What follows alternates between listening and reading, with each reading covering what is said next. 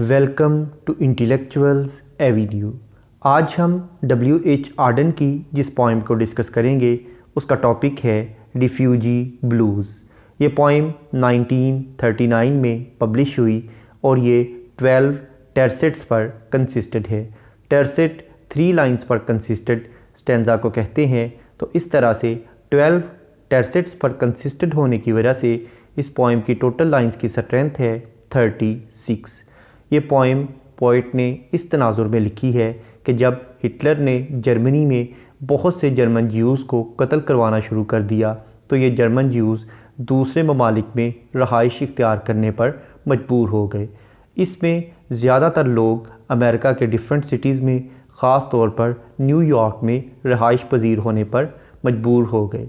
तो इस पोइम में भी एक जर्मन ज्यूज़ का कपल है जो कि अपनी जान बचाने के लिए बॉर्डर पर मुख्तलिफ़ जगहों पर जा रहा है ताकि कहीं ना कहीं उन्हें महफूज मकाम मिल सके जहां वो सुकूनत पजीर हो सकें।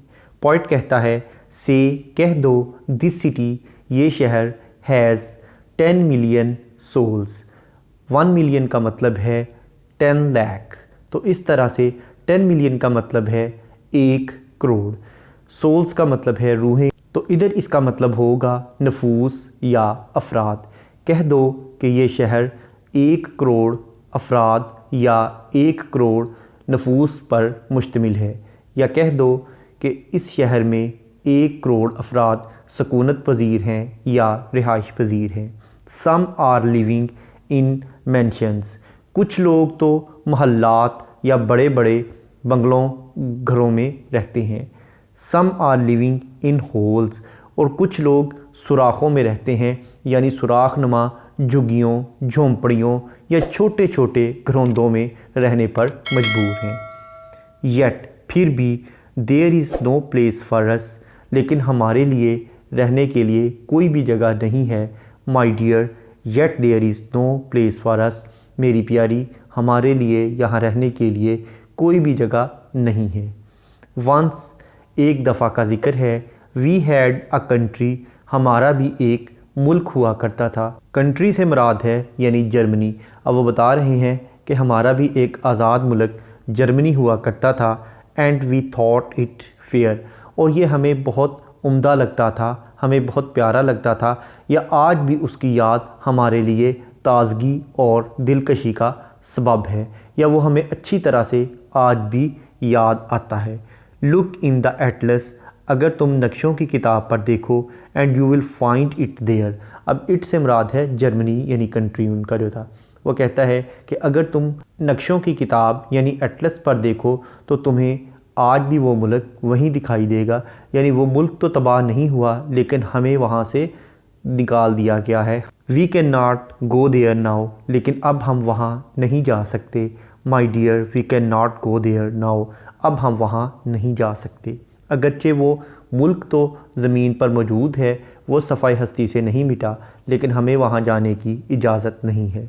इन द विलेज चर्च यार्ड, गाँव या देहात के सहन में, there grows an old yew, एक सनोबर का पुराना दरख्त उगा हुआ था।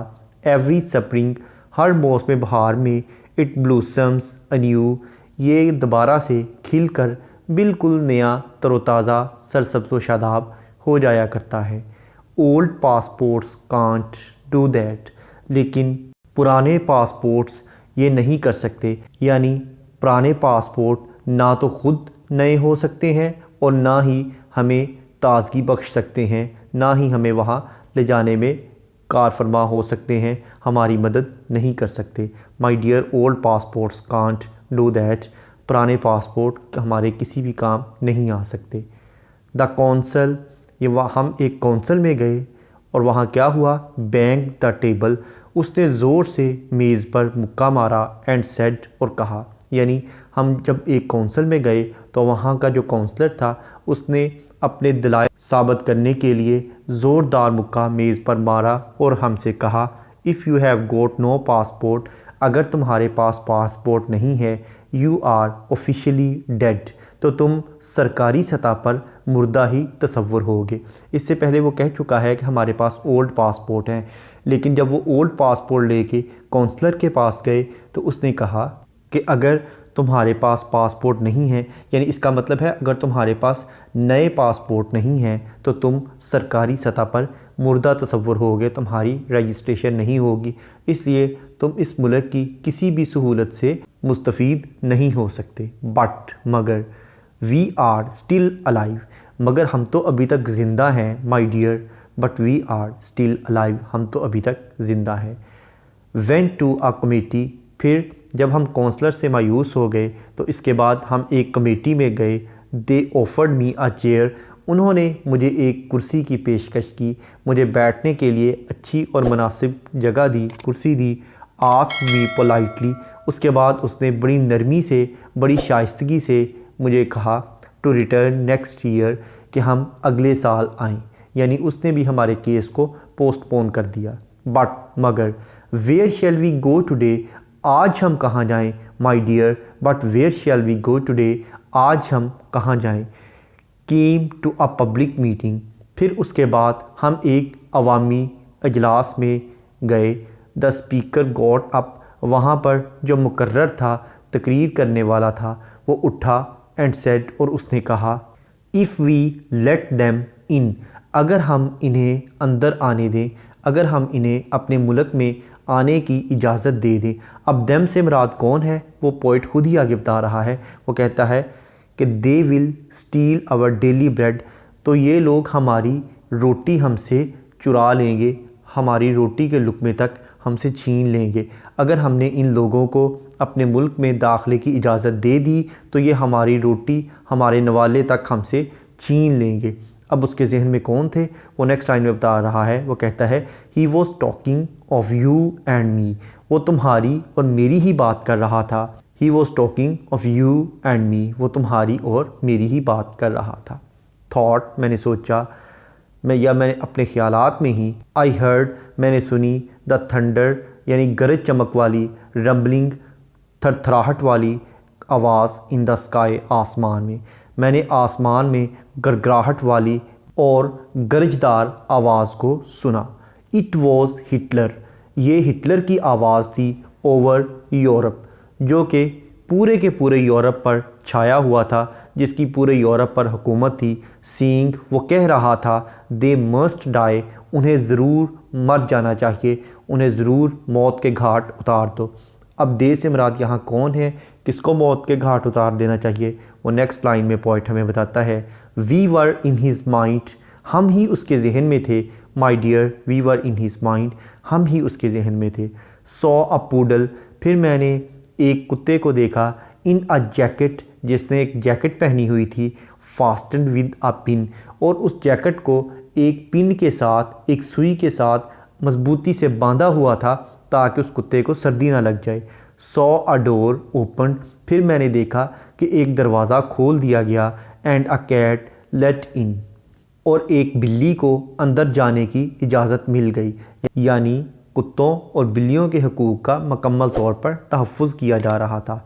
बट मगर दे वर नॉट जर्मन ज्यूज़, लेकिन वो इसलिए हो रहा था कि वो जर्मनी के यहूदी नहीं थे my dear, but they were not German Jews, क्योंकि वो जर्मनी के यहूदी नहीं थे। यानी वो बताना ये चाहता है कि नाज़िज़म की वजह से जर्मन ज्यूज़ जो थे उनकी हैसियत उन कैट्स और डॉग्स जो थे, वो एनिमल्स जो थे, उनसे भी ज़्यादा इन्फीरियर थी, उनसे भी ज़्यादा घटिया थी। वेंट डाउन द हार्बर, फिर हम नीचे एक बंदरगाह की जानब गए। And stood upon the key, और फिर उस तख्ते पर चले गए जहाँ पर सामान वगैरह उतारा जाता है। उस समुंदर की गोदी में चले गए। सॉ द फिश, वहाँ हमने देखा कि बहुत सी मछलियाँ स्विमिंग, तैर रही थी।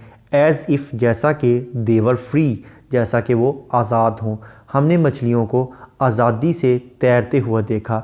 ऑनली 10 फीट अवे, महज 10 फुट के फासले पर। My dear, only 10 feet away, सिर्फ 10 फुट के फासले पर। वॉकड थ्रू अ वुड, फिर हमारा गुज़र एक जंगल में से हुआ। Saw the birds in the trees, हमने दरख्तों पर परिंदों को देखा या परिंदों को चहचहाते हुए सुना। दे हैड नो पॉलिटिशियंस, वो परिंदे दरख्तों में इसलिए खुश थे कि उनके यहाँ सियासतदान नहीं हुआ करते।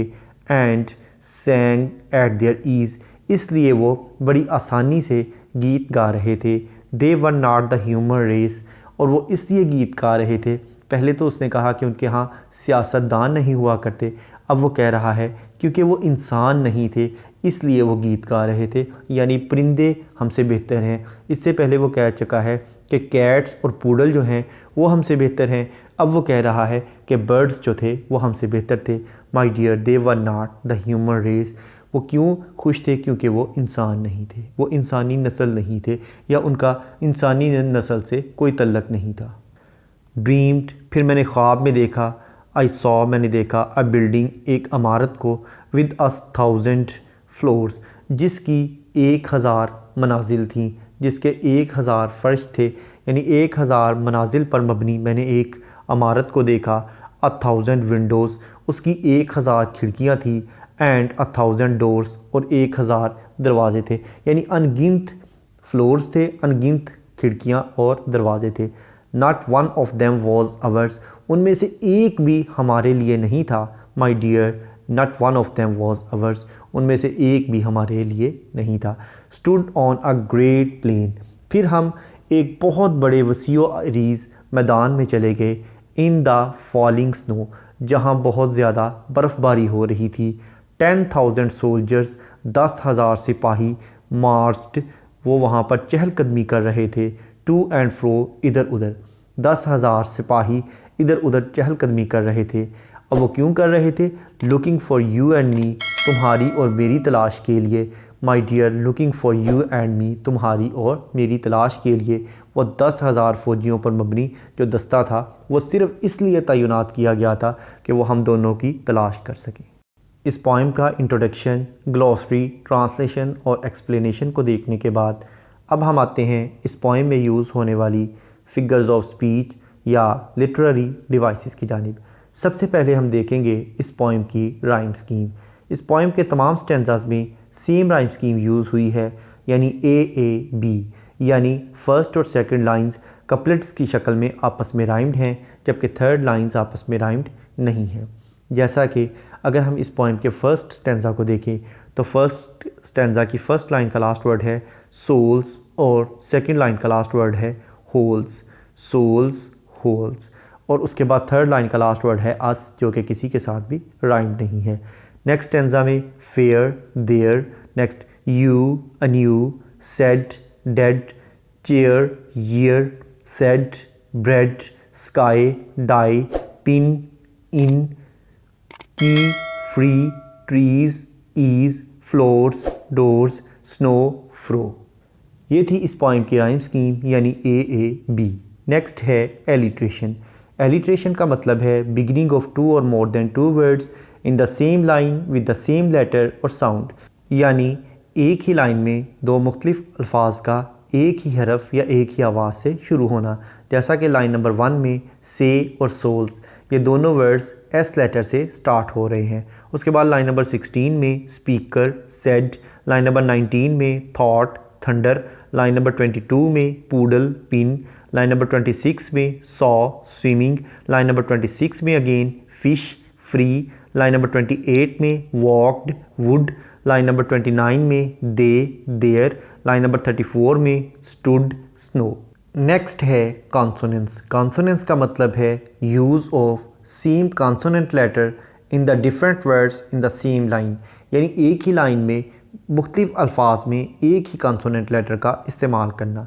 जैसा कि लाइन नंबर 1 में हैज़ और सोल्स, इन दोनों वर्ड्स के एंड पर एस लेटर यूज़ हुआ है जो कि एक कॉन्सोनेंट है। उसके बाद लाइन नंबर 1 में अगेन 10 मिलियन, लाइन नंबर 2 में मेंशंस, होल्स, लाइन नंबर 4 में हैड, एंड, लाइन नंबर 4 में again thought, it, line number 5 में एंड, फाइंड, लाइन नंबर 7 में इन, एंड, लाइन नंबर 7 में चर्चयार्ड, ओल्ड, लाइन नंबर 11 में गॉट, पासपोर्ट, लाइन नंबर 23 में cat, late, line number 25 में down, upon, line number 34 में on, plain, in, line number 35 में 1000, marched. Next है assonance. Assonance का मतलब है use of same vowel letter in the different words in the same line, यानी मुख्तलिफ अल्फाज में एक ही वावल लेटर का इस्तेमाल करना, जैसा कि लाइन नंबर 1 में दिस, सिटी और मिलियन, इन तीनों वर्ड्स में आई लेटर यूज़ हुआ है जो कि एक वावल है।